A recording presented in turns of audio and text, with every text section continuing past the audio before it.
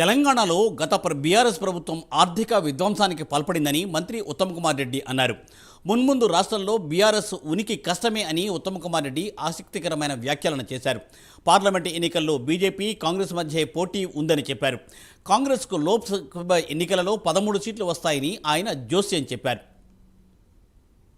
Parliament ఎన్నికల తర్వాత BRS party మనుగడ కొద్దిగా కష్టంగానే అనిపిస్తుంది.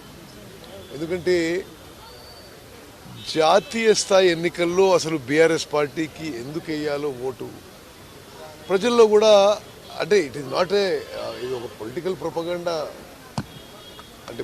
ప్రొపగాండా విమర్శను తీసుకోకుండా ఒక పొలిటికల్ అనాలిసిస్గా కూడా మనం అనుకుంటే పోటీ కాంగ్రెస్ కొన్ని కాన్స్టిట్యూన్సీలో బీజేపీకి ఉంటుంది. నాకు తెలిసి ఈ రాష్ట్రంలో ఏ పార్లమెంట్ కాన్స్టిట్యున్సీలో కూడా బీఆర్ఎస్ పెద్దగా పార్లమెంట్ ఎన్నికల్లో పోటీగా ఉండదు అని చెప్పి అనిపిస్తుంది.